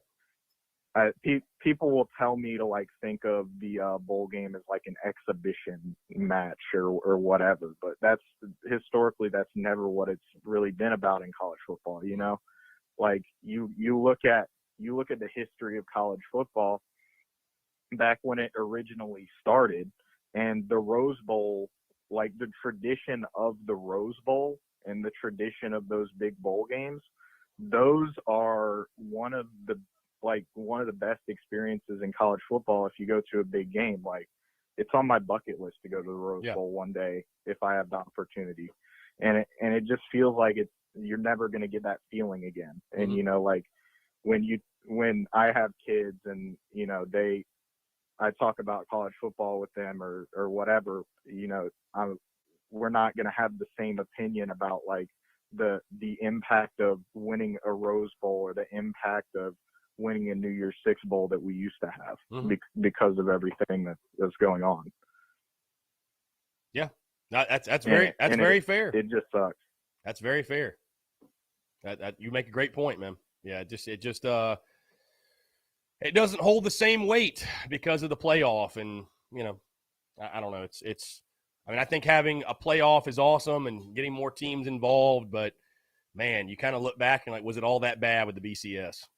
Was it all that bad? I mean, how many years do you really look back and say, well, this team should have gotten a chance? I think the best team probably won every year, pretty much, for the most part. So, yeah. I mean, if you look at the history of the playoffs since we've had the playoff, there have really only been, you know, one number 4 seed that won it all, and that was Ohio State. And that's it. Like every other – normally there's only 2 or 3 teams that are at the level to compete for a title every year. And, like watering it down and letting more people into the playoffs, it just doesn't seem as the solution. I guess now it is the solution because you can't really go back to the BCS anymore. You've already destroyed the BCS, and nobody is going to want to go back to the BCS. There's no way you go back to it. There's no way. So, I mean, I guess it is what it is. All the changes in college football, have impacted the game. I mean, they've all come in the last year or so. The NIL stuff, the transfer portal being like really, really big has come in the last 2 years. And, a couple of those things I don't really mind. I think like the NCAA is going to have to sort of change those things and sort of tamp down on them a little bit and get them under control and get a framework that teams can work with. But, I like most of the changes. I dislike how, the game's all about money now, basically, which it always kind of has been about money. But every decision that's made, really every decision that's made, it just gets you farther away from amateurism. It's becoming more and more, like pro football. And again, that's not me saying like those decisions aren't accurate or like the transfer portal is not a good thing, but that's what it is. So. Right. I mean, it always has been about money. Like when I was a kid, I'm sure like Jadeveon Clowney and all those guys got paid under the table. Tons of kids got paid under the table. Before all the changes, like before the NCAA basically became toothless, but it wasn't like out in the open like it is now. It wasn't like every single decision is about how can the athletic department make more money? How can I as a top level student athlete make more money? How can the broadcasters make more money? It wasn't out there like that. It was more about like supporting your team and doing all that stuff, which I think is the ultimate differentiator between college football and the NFL. Yeah. And it just, that sucks too, but we'll see what happens, but I just wanted to vent a little bit today. No, for sure, man. I mean, again, you make some great points. So, and I think at the end of the day, no matter what your opinion is, we all want to see the same thing, which is games being played, bowl games mattering, and it just makes it more fun all the way around. So I think we all have the same goal in mind. It does, but I hope you have a wonderful Monday, and hopefully the game gets played on Thursday, and nothing crazy happens with COVID. But at this point, we don't know. Who knows? Because it seems like if a couple people test positive, then this thing might go off the rails real quick. So. Fingers crossed. I'll tell you this from a content perspective. I hope that the game does not get canceled. So I will say that selfishly. I hope it does not get canceled. So, but either way, whatever. We'll have to wait and see. All right. Well, you have a good one, and happy birthday, and I hope you had a wonderful Christmas. Thank you, Dalton. Hope you had a wonderful Christmas as well, man. It's seriously, it's great to hear from you. Well, thank you, and talk to you later. Yeah, man. Bye. Sounds good, Dalton. We'll talk soon. Great stuff. 843-790-3377. That's 843-790-3377. So Austin Greer dropping a bomb on us says that I just got word the game will likely be canceled. A lot of coaches and players on both sides tested positive today. Austin's word is that's the word. That's his word. I don't know. I don't know. Carolina Titan makes a great point, by the way. I talk a lot about perspective, injecting perspective. Carolina Titan says, when your team has been around for 129 seasons and has only won 9 bowl games, every bowl game matters. That's a great – see, Carolina Titan, that, my friend, like, fantastic perspective. I agree. That's why I like when I see – and it's not many. But when you see people saying things like, oh, we go 6-6. Let's not go to a bowl game. Bro, we've been to 23 ever. So To act like going to a bowl game's not a big deal for South Carolina, it is. It is a big deal. It is a big deal. Again, guys, taking your questions, your comments, your calls, 843-790-3377. We're going to jump into a quick break, but I want to continue to hear from you, your thoughts on the game, which is still scheduled to be played normally as of now. So I want to hear your thoughts on the game, all that, much more. Again, taking your questions, your comments, your calls, 843-790-3377. More of your questions, your comments, your calls, and more. And we'll jump to a call before we go into this break. Let's see. Brian. Here we go. Brian, what's up, man? How are you?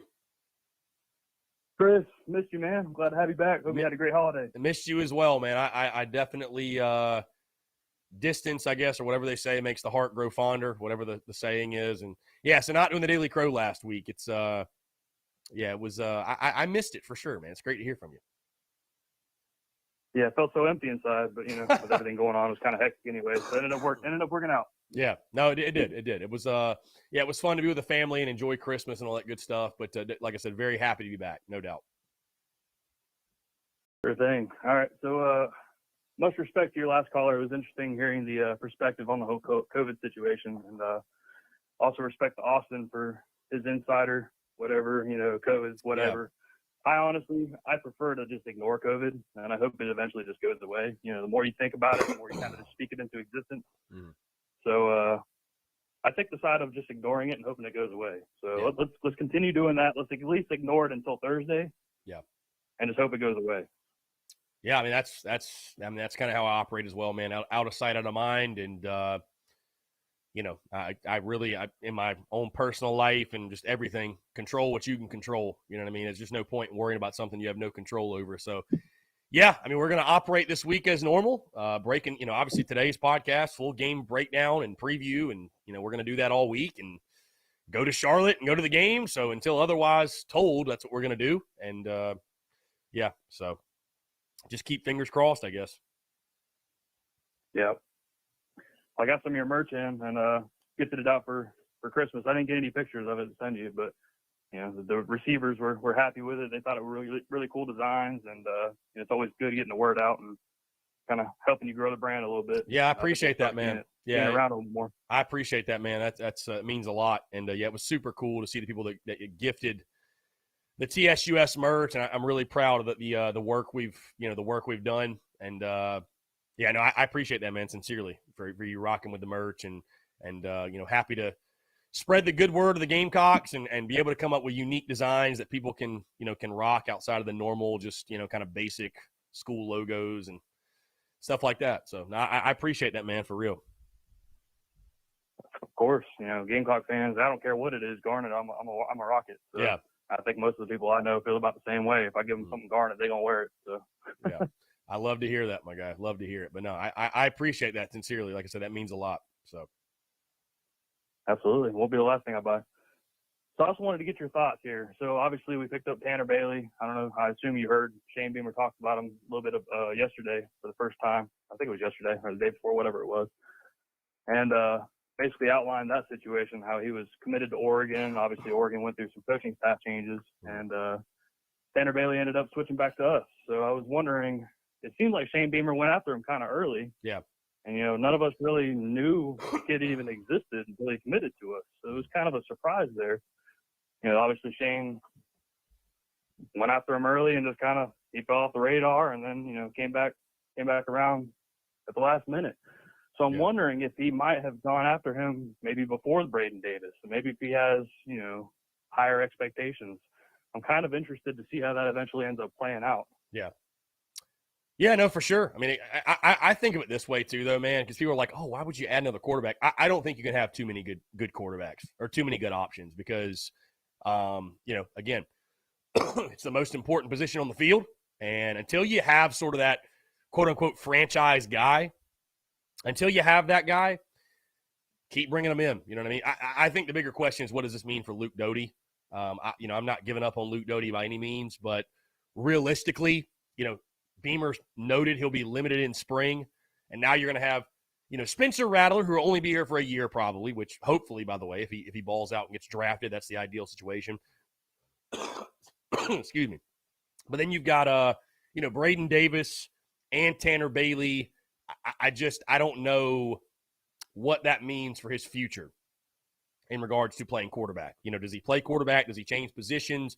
And I think the big thing is you just can't allow what happened to Dak Joyner to happen to him. You know what I mean? You can't be in limbo about his position, and they got to make a game plan for where he can best help the football team. I don't think he'll leave. We're not even talking about, by the way, Colton Gauthier as well. So you just got to come up with a game plan for Luke Doty. So we'll see what happens. But no, Tanner Bailey's a great ad, man. I'm glad we added him. It's going to be all of a sudden a room that was a huge liability goes to being a strength. And again, I think Shane Beamer he understands the importance of having a really, really good quarterback and having a quarterback that can go win games for you. And, man, I tell you, it's having a good running back's awesome and an offensive line and this and that. But, man, if you don't have a good quarterback on a week-in, week-out basis, I mean, the numbers, proof's in the pudding. Proof's in the pudding. South Carolina didn't throw for over 200 yards in his last 5 games. I mean, that matters. You know what I mean? Like, that matters. That matters. So, upgrading that position, priority damn near number 1, I think, for Shane Beamer. He's done a hell of a job thus far upgrading that position.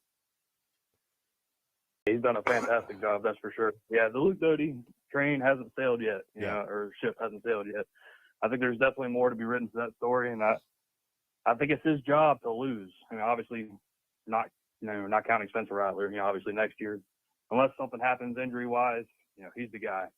But Luke Doty, after that, I think Luke Doty is your guy. Unless he loses that job somehow or another. If he does, then you have those other talks, conversations, whatever. But he's paid his time, he's paid his dues. If he wants to stick around and if he shows what I know he can show, it's his job to lose. So right. I think the ball is still kind of in his court, and he'll have the final say of what happens.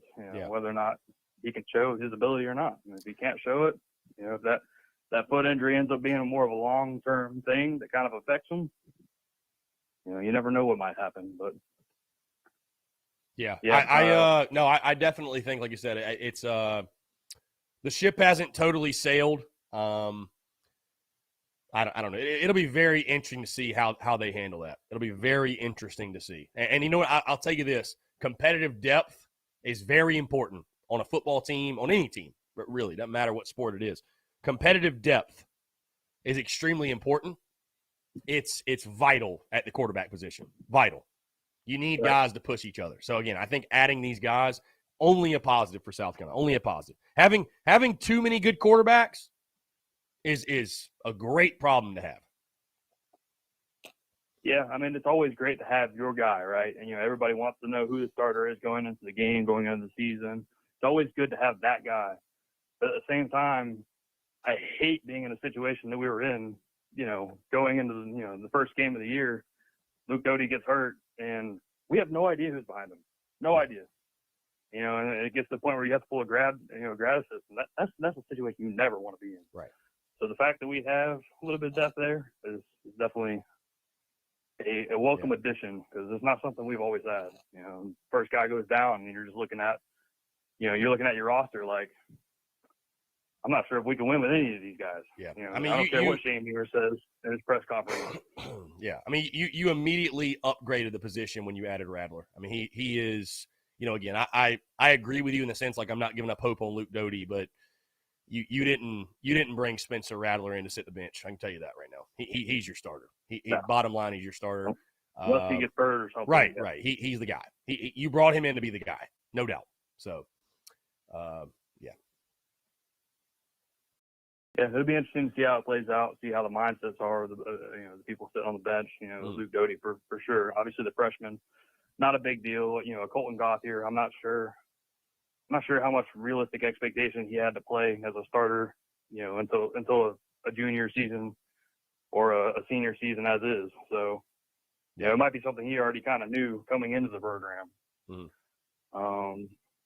Yeah, definitely be interested to see how it plays out. It's gonna be a cool storyline to follow. Yeah, no doubt. I'm excited, man. I'm very excited. So I was listening to you also talk about the college football news prediction they dropped. Yes.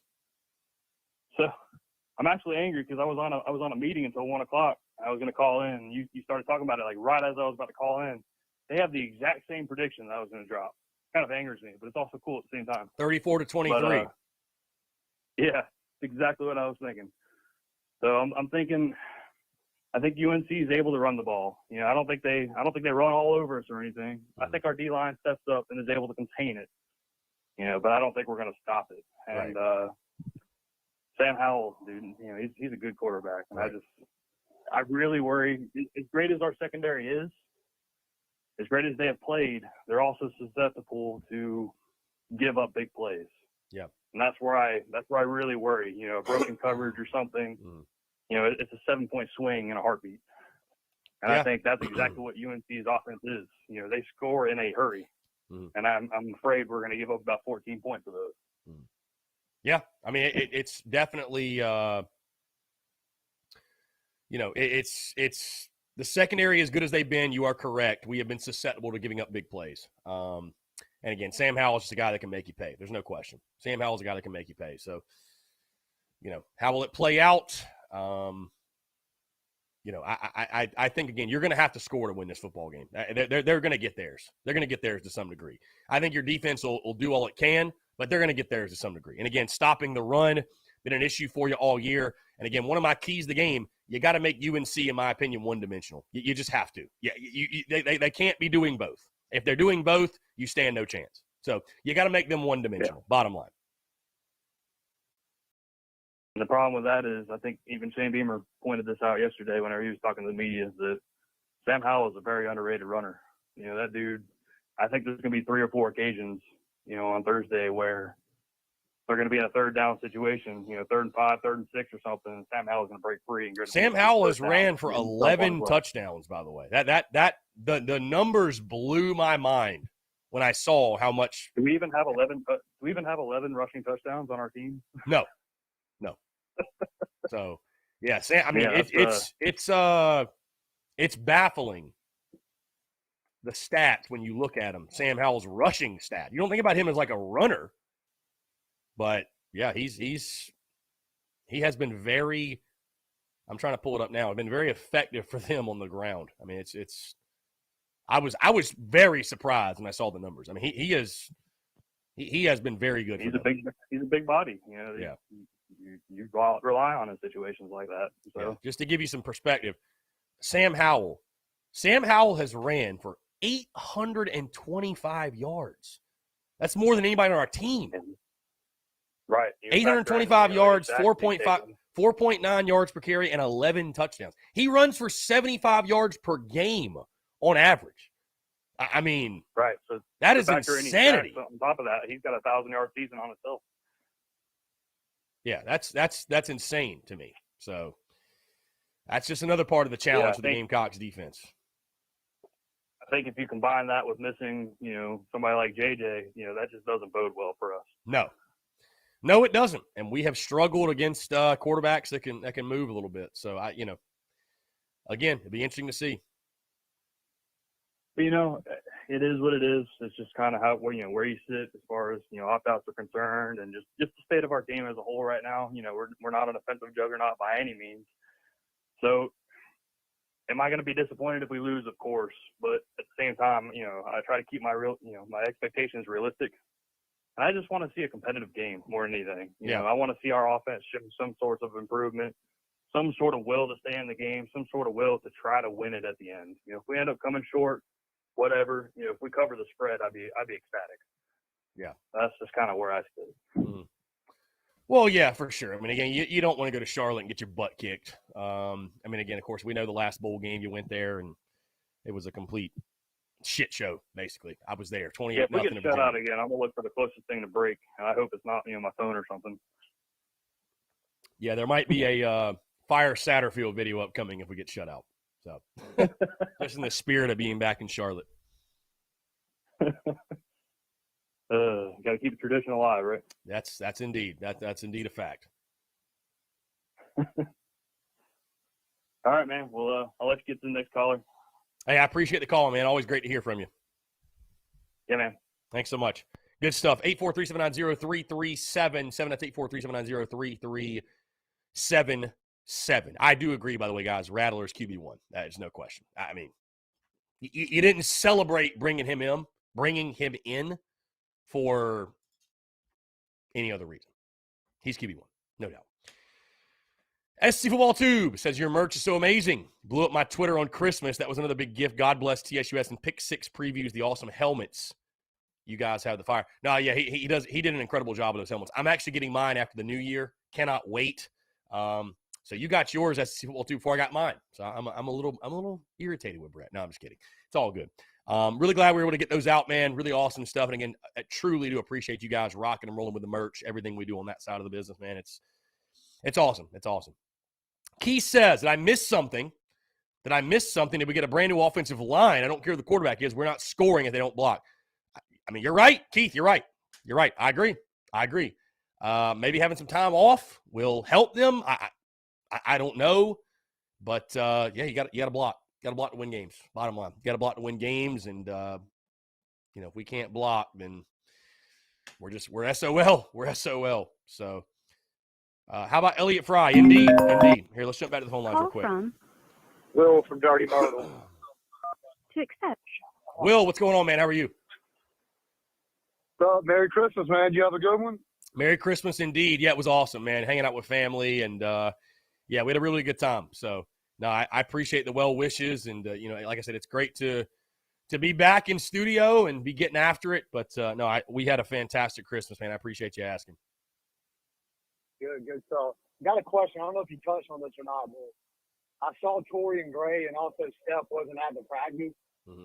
Is there anything to that, or they just weren't there that day? Do you know? I don't know anything as of now. I mean, is it because of COVID? I don't know. Like, I don't know. You know what I mean? I don't want to try to draw conclusions or assume the worst when it's not there to be assumed. So, yeah, I don't know, to be honest with you. Yeah, I don't know. I hope, because I love what the job Torian Gray did with the defensive backs this year should be applauded. So definitely don't want to see anything happen to him. Hopefully it's just something minor. Maybe they didn't feel well or something. I didn't know if you had any insight. No, yeah, I don't know at this point. So, I mean, the next time that Beamer will speak to the media will be Wednesday. So, I mean, I'm assuming we'll find out then. But, no, I don't have anything concrete right now. Gotcha.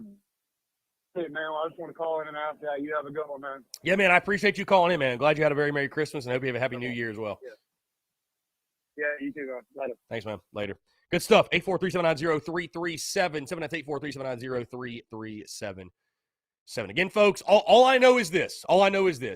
As they say in the business, hold on to your butts, because who knows what could happen. Who knows what's going to happen with the COVID BS and everything. All I know is this. Content will be created either way. Hey, even if the game's canceled, content will be created. So just stay tuned. Again, 843-790-337. 798-437-90337.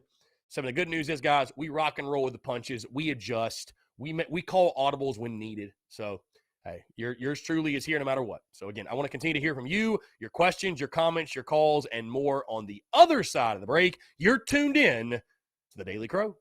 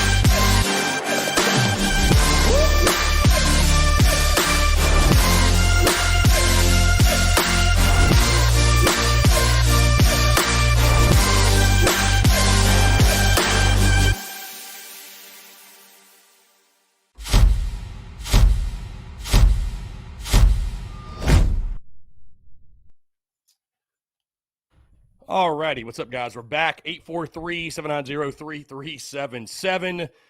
That is 843-790-3377. Almost late to my own show. And the reason I was grabbing this to show you all, in case you missed it, this dropped last week.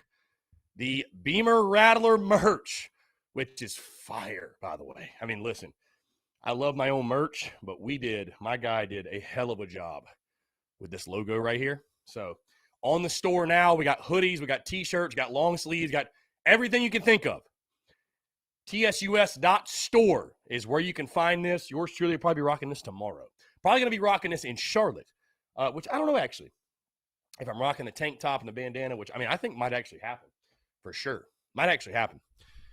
But anyways, that's on the store in case you missed it. We dropped that last week, I think almost a week ago to the date, 843-790-3377. And, of course, the store, tsus.store. Guys, also tonight, very excited, we are going to play the Duke's Mayo Bowl on Heisman. So, yes, the NCAA content is back tonight, 7 o'clock. 7 o'clock, we'll stream it. And then tomorrow night, at either 7 or 8, we will do the Duke's Mayo Bowl simulation. We will simulate the game like we did throughout the entire season, and we'll do that on Tuesday night. And, of course, Wednesday, yours truly will head to Charlotte. So it's going to be a good time. SC football, too. People asking about cancellations. I don't want my guy Austin Greer, which, listen, Austin does have people. I mean, people have people, and Austin's got a guy, and listen, I don't know. I don't want to even think the game's going to be canceled or what have you, affected by any COVID stuff.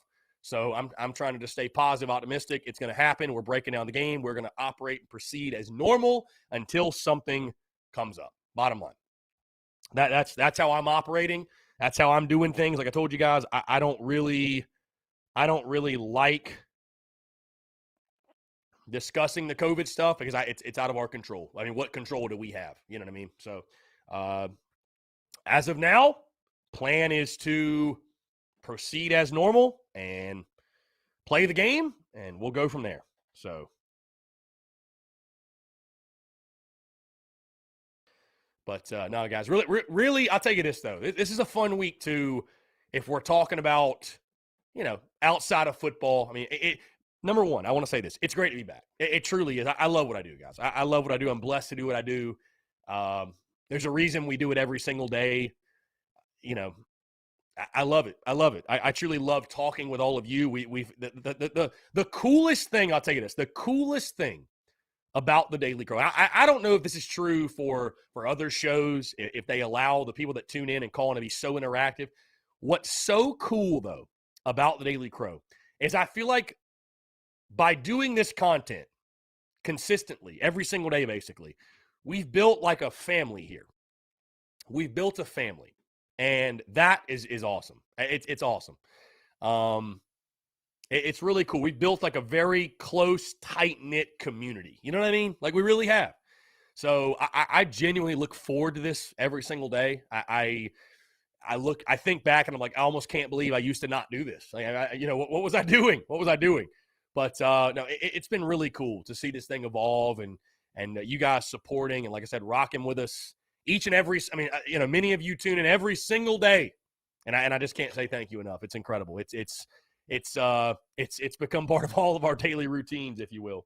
So I just really do appreciate it, man. I look forward to it. But yeah, like I said, we're going to keep rock and rolling all week long, breaking down this game. Today's podcast, of course, if you didn't listen, episode 563, breaking down the UNC game, top storylines, keys to the game, key matchups, all that good stuff. Tomorrow we'll have Alex. I'm really excited, by the way, to chat with Alex McGrath yet again. I'm going to chat with him basically right after we get off of here. So I'm really excited because a lot has happened, right? Like a lot has happened since I had Alex McGrath on the show. And I know all of you really do enjoy those conversations that I have with Alex. And I enjoy it as well because I love the perspective he brings. And Alex McGrath is a very, very level-headed individual. And he's a lot like me. He sees things black and white.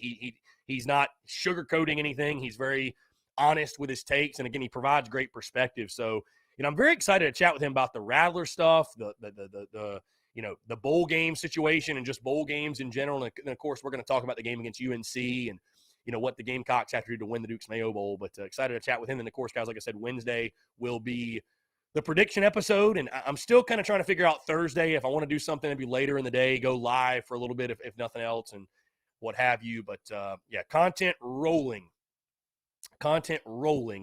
throughout the week. So very, very exciting stuff. Again, guys, 843-790-3377.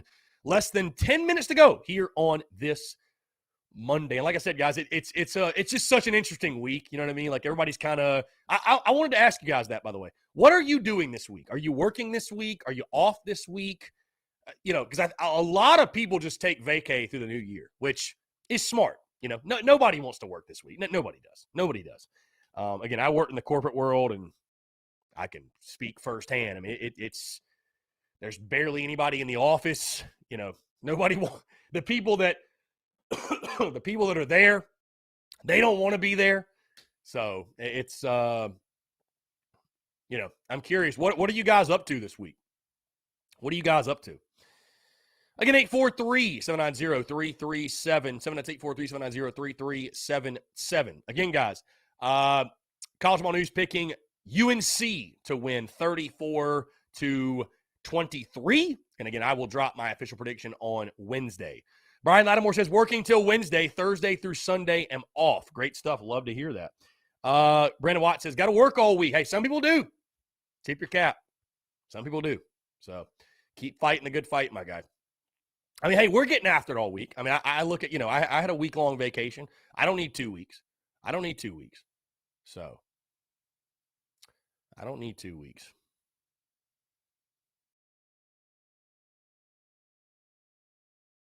Ronnie Pace says, playing golf and watching football.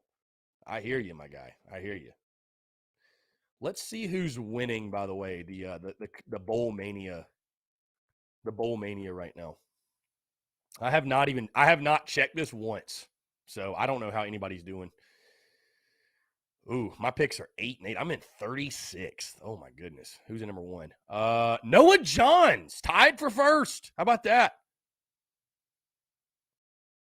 Let's see. Peyton Clemens, Luke Boyd, Jonathan Painter, Alex Morris, Carter Vickers, and Brett Kopech all tied for first, by the way. All tied for first, at least record-wise and points-wise, by the way. So all you guys are tied for first. Good job. Good job.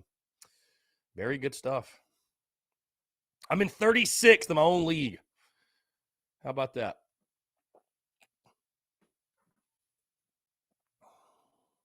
Brian Lattimore, Friday is considered a holiday because Christmas is on Saturday. You mean New Year's is on Saturday. Yeah. Took Thursday off of the bowl game. Love that. Love to see it. Yeah, love to see it. Love to see that. Like I said, it's just such the week between Christmas and New Year's is like it's such a blur. You know what I mean? Like it's not a normal week, which is, it's fun though. It is fun. It's kind of like, whatever. We're just kind of hanging out, doing our thing, chilling, whatever. So just kind of doing our thing. So again, guys, like I said, check out the podcast that dropped this morning. Episode 563, full UNC breakdown, preview, like I said, storylines, key matchups, keys to game. You already know the drill. Also, great conversation with former Gamecocks defensive back, Jimmy Legree, a convo from August of 2019. Really good stuff, though. Jimmy Legree, a forgotten piece of basically the best defenses in school history. I mean, Jimmy Legree was very good. Very good. He got overshadowed by bigger household names, I'd say, but very good player. Jimmy Legree was a very, very good player. So, yeah, be sure to check that out for sure. Great episode that dropped today. Great episode. Let's see. What is the bowl schedule for today? There's a game going on right now, I guess, right? I mean, I believe so. There's a game going on right now. And I guess that team from the upstate plays tomorrow. So, yeah, the Quick Lane Bowl, Western Michigan and Nevada, 11 a.m. kickoff. How about that? Tomorrow, the Birmingham Bowl with Houston and Auburn. And you've got the First Responder Bowl. Oh, there's a lot of bowl games tomorrow. Air Force Louisville. You got the Liberty Bowl, Mississippi State and Texas Tech. And then you got the Holiday Bowl with UCLA, NC State. You got the Guaranteed Rate Bowl with West Virginia and Minnesota. All those games are tomorrow. So, and then a great day for bowl games on Wednesday as well. You got the Pinstripe Bowl with Maryland and Tech, Cheez-It Bowl with Clemson, Iowa State, Alamo Bowl, Oregon, and Oklahoma. I just can't believe our bowl games at 11:30 a.m. I don't know who made that, who scheduled that. Really, who scheduled that? So, Carolina Titan says, Legree interview was great. He's a stand-up guy now doing amazing things in the U.S. Army. Yeah, shout out to Legree. Dude, Legree's an awesome dude, man. He's a great dude. Like I said, very, very, very good Gamecock. Was a very good player. Sort of forgotten at times, but very, very good player. So, let's see. Again, guys, 843-790-3377. That's 843-790-3377. Brian Lattimore, we were blessed with home night games all season. The bowl game is just paying us our dues. Yeah, you might be right. And again, but see what I hate, it kills the tailgate. Because I'm just not, guys. I mean, I'm already not a morning person. I'm sorry. I'm not gonna wake up and throw a freaking tailgate at 6 a.m. I'm not doing it. I'm not doing it. So we'll be out and about in Charlotte. For those of you who will be there, please let us know. We'd love to come crash your tailgate, walk around, all that good stuff. But at minimum, we will be at the Charlotte Gamecock Club tailgate as well as at Ink and Ivy. That's going to open up for the Charlotte Gamecock Club that morning. So going to be a fun day. And really looking forward to it. So again, guys, we're about to hit 2 o'clock. Be sure to check out the podcast. Like I said, that dropped this morning, episode 563. Full Duke's Mayo Bowl breakdown. Let's see. We got a call here. And that is a spam call. Okay. What a way to close the show. Muschamp Hackers. Hope they had a Merry Christmas, by the way. No, check out the podcast that dropped this morning. Full Duke's Mayo Bowl breakdown. Jimmy Legree convo interview. Really, really good stuff. And like I said, guys, content rolling all week. Daily Crow is back. Podcast is back. The only day we will not have it, of course, is Thursday because it's game day on Thursday. So we will have no podcast, no Daily Crow Thursday, but all throughout the week. Otherwise, we'll be rock and rolling. We'll be live. So again, guys, appreciate you all tuning in. Thank you all so much. Hope you have a great rest of your Monday, and we'll talk to you tomorrow.